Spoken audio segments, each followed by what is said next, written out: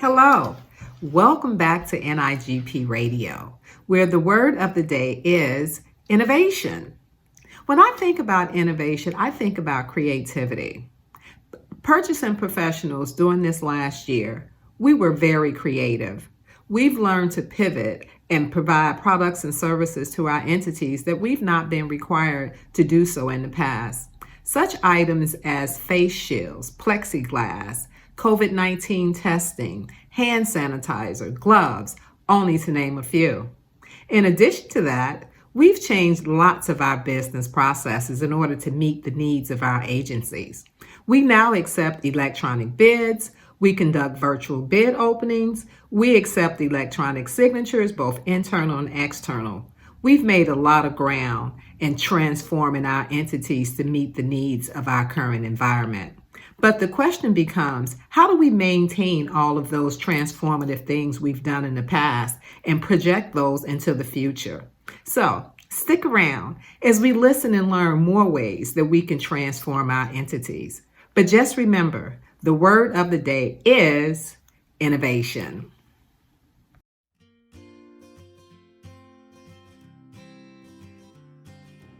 Hi, I'm Alyssa Ellington, and I'm the president of the Idaho Public Purchasing Association.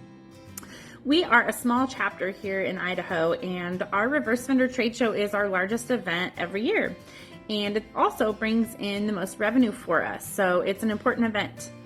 We knew once the pandemic hit last year that we were going to have to make some tough decisions. Were we going to have to go virtual? Were we going to have to cancel? Bottom line, our committee did not want to have to cancel this event. So we made the decision that 2 months before the event, we were going to decide for sure, are we going virtual or not? And we did end up having to go that route. So what was the most important thing to us is that we took all of the elements of our in-person event and made sure that it was reflected in our virtual event in some way, because we still wanted to bring that same value to our attendees. So again, we're a small chapter, so we really didn't have a large budget to work with, and we were still hoping to bring in some revenue. So there were 3 things that I thought were kind of fun and different that we did for this event. All of the agencies that signed up, we wanted to give them a chance to still host a booth, but virtually. We did all of these through Zoom, WebEx, and Microsoft Teams. We didn't pay for any type of virtual conference platform. And each agency hosted a 30-minute session, and those went over 3 different days, and vendors were able to sign up for those ahead of time. They could attend all of them, some of them. And it gave them a chance to really have that devoted time for each agency to learn how to do business with those different agencies. The other piece that we had was a vendor spotlight webpage. This was great because every vendor that registered for the show had their own little ad space. It gave them a chance to upload a video if they'd like, any documentation, note any contracts they were a part of, as well as we marked if they were a certain level of sponsorship for the event. And lastly, we were able to still host a keynote speaker, and we did this through YouTube Live. We rented out studio space through our venue that we were originally going to host our show at, and they were able to stream it live with our keynote speaker on stage, just like you were there in person.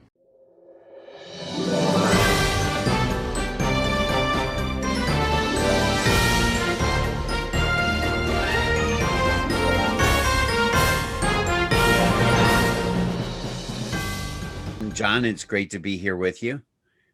And I appreciate the opportunity to talk to everybody today. And since we're talking about innovation and change and the effects of COVID and whether we can keep them going, I'd like John to tell a great story he has about the implementation of a new kind of signature in a contract document. John? Yeah, thanks, Mike. It's really looking at how we can make electronic signatures on contract as streamlined as possible, make the whole process work super well. We have one that we're implementing right now. There's a program that my agency is handling, and in it we're distributing some Federal CARES Act fund to individual businesses that were impacted by COVID. There were several thousands of them actually, which means getting several thousands of contracts signed in a really short time. So we started thinking, well, how can we make this flow smoothly? How can we streamline it? We got the contract pretty cookie cutter, and it's only a few variables from one contractor to the next. But I also started thinking about signatures and how to make them streamlined. One of the things that came to mind was the way we use purchase orders in our state is to have just the entity signs, and then we issue the purchase order, and the provider doesn't even have to sign it. The way they show their acceptance of the contract is they just start performing. And if they don't perform, well, no money goes out. So I thought, well, can we just do it without a signature? But in this case, no. Our situation was a little bit different where we wanted to give out some money, but then have them start performing. There were some obligations that they needed to do. So we wanted to make sure we had their signature on these agreements to make a binding contract. This is a little bit different this is more of a grant situation than a contract, but a contract is a contract, right? So you're always looking to see, did both parties agree and did they both sign it? So we started talking about different kinds of electronic signatures, and we started asking, could we get by with just a little checkbox on an online form? Well, wait a minute. That doesn't make any sense. So are you talking about a signature, an electronic signature? Are you talking about just a box you would check? Is that even legal? Just a box. And that was the question that came up in our agency. A lot of people said, is that legal? Well, it turns out it is. There's a couple of different pieces of legislation. There's a federal act called the E-Sign Act, and that affects people that are doing interstate commerce across the US. And then there's also one, the Uniform Electronic Transactions Act. That's real similar, but that's one that gets adopted on a state by state basis, and it covers transactions for people doing business just within that state. And nearly every state's adopted that. So both at the federal level and the state level, you have this legislation, and it does allow people to put together contracts by electronic means. And it also talks about electronic signatures. So the question came up, well, what counts as an electronic signature, right? And when you read this language of these legislative acts, it's pretty darn broad. It says any electronic sound, symbol, or process. So that's all very broad language. They just wanted to show that whoever, remember in the old days in the Wild West, the cowboys would just put their X, they would scrawl on the contract. They're saying stuff like that is perfectly fine as long as you have some indication of intent for that to count as your signature. So how about check boxes? Well, turns out the courts are where they're the ones who decide what legislation means and how to interpret it. And the courts across the US have generally said yes to check boxes. Having said that, now we get into the legally speaking, there's some things that need to happen. The courts say that that agreement itself should make it really clear that if you're going to check a box, that's going to result in a binding contract. And that the whole contract itself is easy to read and understand. All the legal stuff is conspicuously posted, which makes sense because if a contract is so obscure, then it's probably not fair and you really shouldn't hold somebody to it. In fact, I saw a couple of cases that involved an online vendor. In one case, the purchaser went online and they clicked a box and they were legally bound to the contract by clicking the box. And in another case with the exact same purchaser in the website, the purchaser was not legally bound. And the different results came about because of some differences that the vendor had made to their web page. One of them made all the legal consequences really explicit. The other one was much more ambiguous and confusing. So we figured we had to do that sort of thing with our contracts in this situation I'm talking about. Our lawyers backed us up in our decision to allow our contractors to just log in and sign their contract by clicking a checkbox. Now, the login process actually made it pretty secure against fraud, but the checkbox, we loved it because it was so super fast and easy to sign. We included some very obvious language that clicking the box indicated their agreement to be legally bound. and that it would constitute an electronic signature under that Uniform Electronic Transactions Act. So it's really functionally and legally pretty much the same as using an Adobe PDF signature block for those that have done that, or DocuSign, or any other electronic signature products. That's great. Yeah, so that's what I would call a truly disruptive change, right? Because a checkbox replacing a signature and there being no signature anywhere is truly disruptive. And one of the things you said in the middle is one of the things that I always think about when I think about dealing with counsel, especially city attorneys, because I've now dealt with more than 50 of them in my career, right? And the thing I've learned about lawyers is they're all different, right? Just like you and I are different. And so I've created this chart to kind of diagram how I've seen lawyers respond to change, right? Now, you've been lucky because you had a disruptive change and your lawyer was pretty cooperative, right? But then you're a lawyer and they respected that. I've had changes where the lawyers aren't that supportive at all. In fact, in signatures, Virginia has this crazy law. And by the way, disclaimer, all state laws are different. Double check with your lawyer, right? Um, in Virginia, there's an opinion from the Attorney General, which has the status of law, which says, yes, all these electronic signature things are great, but each city attorney can make their own decision about what's sufficient in their jurisdiction. And then you have an older, more conservative city attorney, and they don't want to make a change. So I've observed over time that there's this structure, there's this way you can look at the conservativeness of the attorneys based on how creative you're being. And of course, there are some creative attorneys, and they're going to grab the disruptive stuff, but a lot of them are resistant. And if we lay electronic signatures over this graph, you can kind of see where that would fall. So I've seen a lot of jurisdictions through COVID, like run their documents through a scanner and post them online and tell people to print them and sign them and send them back in an email, right? And they've called that an electronic signature, which, like you said, is exactly an electronic signature. And their attorneys have bought that and said, yeah, that makes sense because it's such a minor change to such a significant outside influence, right? And then go ahead, John. I love your model here. This whole thing about resistance, and it's not just lawyers too. Frankly, in my agency, it was the program managers who kind of would show some more resistance than the lawyers. So I think it applies to a lot of people.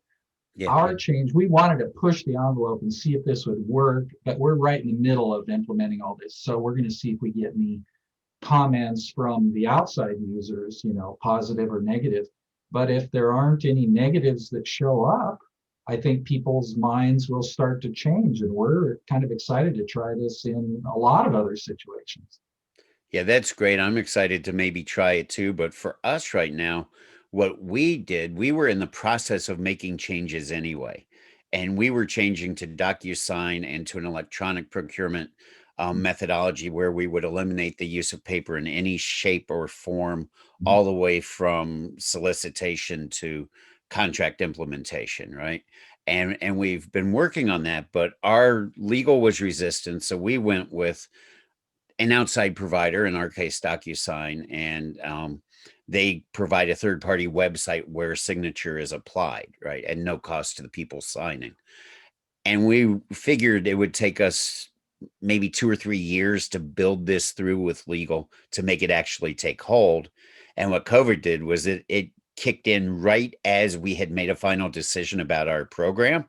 So we finished our solicitation, did our contracts, and then this hit, and all of a sudden legal had to let us do it globally, right? So we were in a position where we were like, okay, in 2 weeks, we're going to do an agile thing, and we're just going to work with the lawyers and make them accept it, and it's going to be done, right? And that's how it worked for us. I think that's great. That's one of the silver linings of the COVID pandemic. And, there's that saying, never let a good crisis go to waste. So good for you guys. Yeah. And same for you, because I'm sure that was one of the motivators for the people who were resistant, right? And that brings me to another chart that I've been thinking about, and I think it's really important to consider how we make these things stick, right? Like for mine, we had already done an RFP. We were already in a process. We wrote it as a cooperative, so we knew we could build continuity in the community, right, with neighboring jurisdictions through shared contracts. And this became an accelerator. For some people, they had to do things on an emergency basis, and for others they did a kind of a hybrid. So what I've tried to do is think about how we make these things permanent. And one of the challenges I see is that if you did it as an emergency, when your immediate threat to life or property is gone, your authority's gone. So the question is, what do you do? And in some cases, you would have to do a solicitation or do a rider or a cooperative agreement or do something to legitimize your selection process. Right. And then if you were in my situation, which would be the extreme other end of the spectrum, it's just an accelerator. So our contract's already in place. And then the real key is, what about the person in the middle who did a contract for X amount of time and now wants to renew it to go forward? And I'm not 100% sure what your legal is going to say about that. Like I said, don't ever let a crisis go to waste. Use it when you can. Yep, use it when you can. And I would say claim a software renewal and see if it sticks and see if they'll let you keep doing the same thing. But I think this idea of how we continue the change that we've gotten is going to become more and more important as the months roll on and as things begin to normalize in that new place, in that new world we wake up from COVID, right? That's what it's all about. Yeah. So thank you so much for sharing your disruptive change. Disruptive changes are always amazing to me. And the idea of just a checkbox is in some ways magical. Right. So I hope to be able to take advantage of your experience, and thank you for being the cutting edge, because that way I don't have to bleed over it. Right. See you next month. Yeah. Thanks again.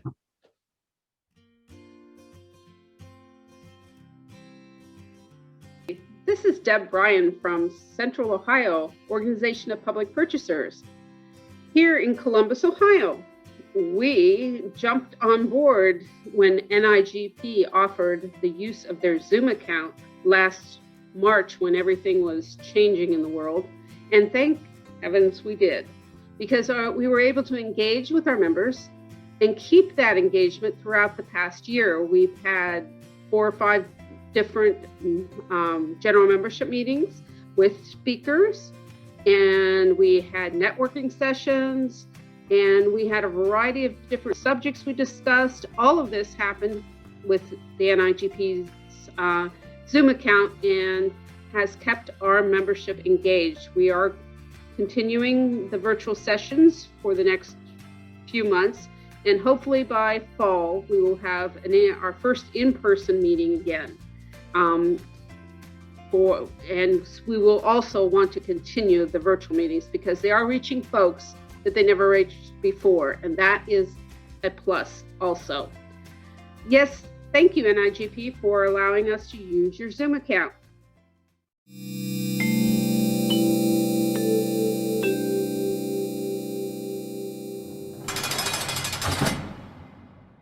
Hey friends, it's Stacy Gregg, and it is my honor to be here with you today to talk to you about one of the most innovative procurement scams I have ever seen throughout the life of my career. It involves a gentleman by the name of Gilberto Escamilla. And I'll say to my Spanish-speaking friends, if I've messed this gentleman's name up, it was not intentional. I tried really hard, and I'm just going to ask you to forgive me. Mr. Escamilla has been dubbed the Fajita Bandit. Why? Because he got caught in a scam involving fajita meat. Now, he actually worked for a small county in Texas, Cameron County, at the Juvenile Detention Center. And one day, while Mr. Escamilla was away from the office, a truck pulled up with a delivery for fajita meat.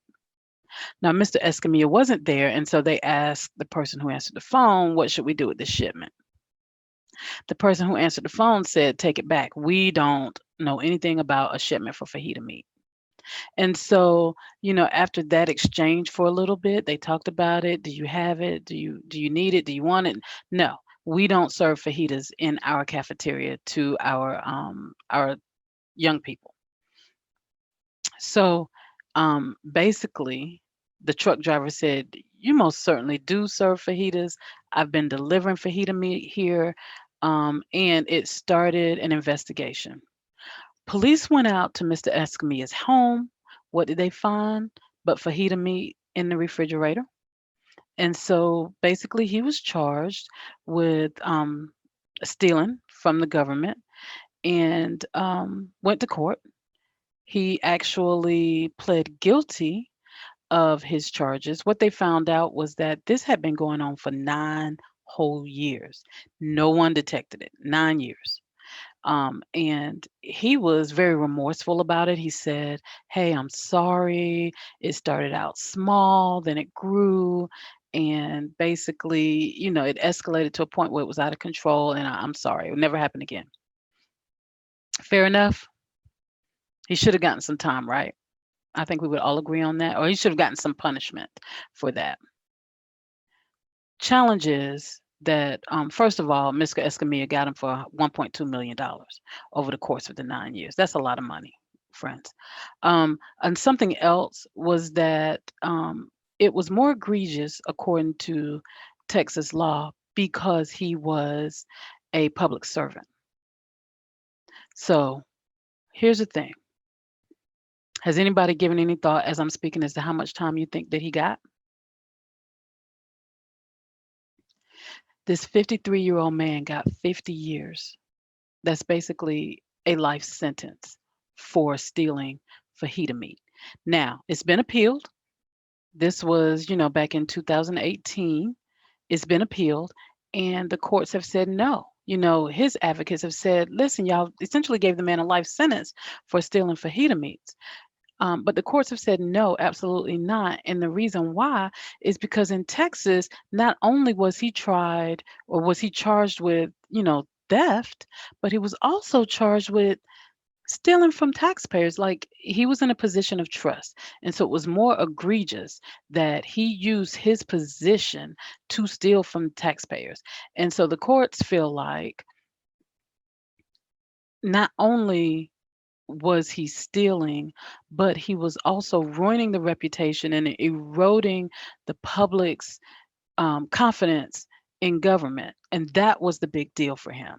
That's why he got 50 years. So, moving forward, now, what are we going to call the moral of this story? Number one, if you're stealing, maybe you don't deserve to take time off. I don't know. That's a little facetious of me. But also, too, we have to remember that this is where procurement brings our value to the process. There's no way in the world this man should have gotten away with $1.2 million worth of merchandise that never went through the purchasing office or the purchasing officer if they don't have an office. And so, purchasing people, this is where you bring your value to your entities. Also, if you're a financial person, there's got to be some way of checks and balances. There's no way in the world that these bills should have been paid by their finance office without someone one day saying, "Okay, what's going on?" Like, why is he the only person signing off on it? If somebody else was signing off on it, was there accountability brought to them because they let it go? And that's a whole nother story that we'll talk about someday in the future. But yeah, that level of accountability that comes off with your signature and authorizing a purchase. Finally, my friends, I would say to you that if you are in a position of trust, or if you just really, really want to be out here like Rick Ross, talking about every day you're hustling, then maybe you don't want to involve the government because 50 years is a long time. Now, I keep these stories in my arsenal of ethics articles. Why? Because I'm just going to tell it to you, friends. I might look good in black, but I promise you I won't look good in orange. Thank you for listening.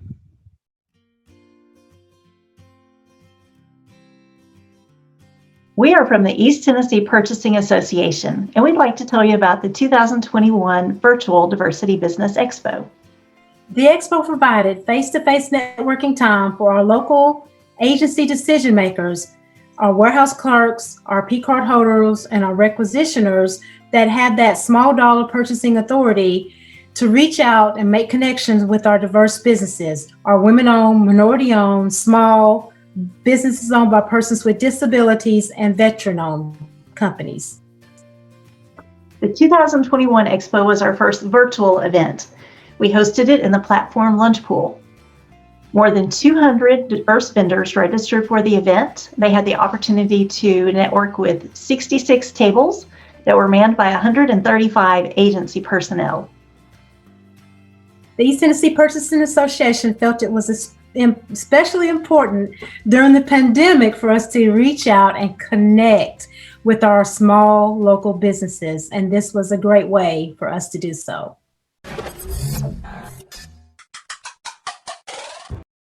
Hi, and welcome to Tech Tips for the month of April. I'm Stephanie Akerley, and this month we're discussing reimagining. Many agencies use cloud-hosted software. One of the many appeals of cloud-hosted software is the scalability or sizing of the software.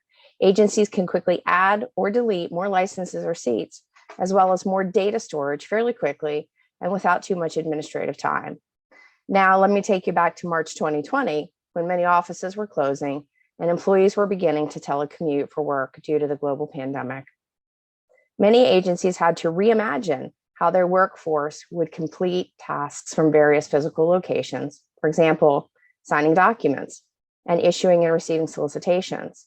While some agencies had to quickly pivot and purchase software, some were already doing these types of things with cloud-based software or solutions. But the question became, do we need more licenses or possibly less licenses? When procuring cloud-based software or solutions, agencies need to ensure that the licensing is priced in a manner that allows for the flexibility of sizing. Further, the agencies need to understand how the software is licensed by seat or user, concurrent, or enterprise in order to determine if and how adjustments should be made. Imagine, for example, that the agency needs to increase licensing for the solicitation software so that evaluators can be licensed to have access to review proposals, when previously, perhaps, only procurement had that access. Or imagine the need to expand the use of a document signing software solution within your agency.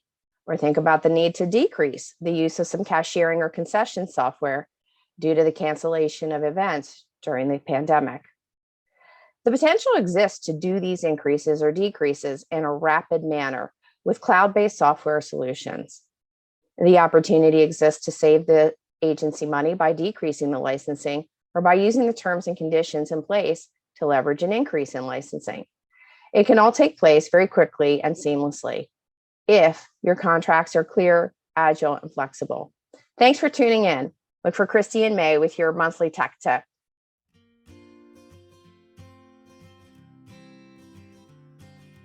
Hello, my name is Art Moore, and I am the president of the Illinois Association of Public Procurement Officials. 2020 forced our chapter, just like many of you, to find new and innovative ways to provide educational content and networking opportunities to our membership. It also provided us a chance to collaborate with SCAGPO. This collaboration opened new doors, expanded the membership base, allowed us to bring in new and dynamic speakers. It allowed our chapter to interact with the vendor community who we never interacted with before. So while there were many challenges to overcome in 2020, the ability to collaborate with SCAGPO was a positive. And it is our hope that this relationship, along with others, will continue to develop in the future and be a positive not only for our chapter, but the institution as a whole.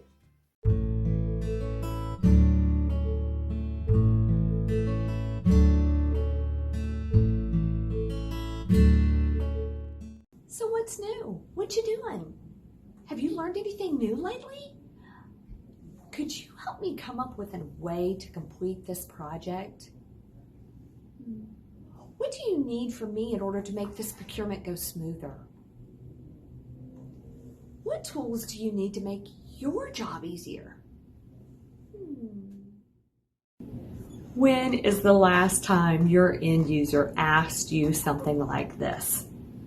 Bless their hearts, it took a pandemic for many in decision-making positions to recognize and realize just how innovative procurement can be when given the opportunity. Let's look at some examples on what we in procurement have done in response to this pandemic. We took agencies and entities and helped stand them up as remote work environments. We took manual solicitation processes and implemented e-procurement systems to bring about efficiencies. Some even pivoted to free internet bid posting software venues. Entities began to conduct bid openings via Zoom and WebEx and other digital platforms to maintain public openings while safely maintaining and remaining socially distanced. We purchased PPE in an environment where supply was limited on a worldwide basis. We created an insight group on coronavirus that resulted in a subsequent research project. We established contracts and procedures for electronic signatures. We found new ways to collaborate with our teams via various platforms. NIGP staff moved forum to virtual in just 6 to 7 weeks. Instructors and courses moved to virtual delivery methods. We as professionals found ways to continue our professional development virtually in spite of everything that was going on around us and in addition to the additional duties that we had. Even Radio NIGP was created. How great is that?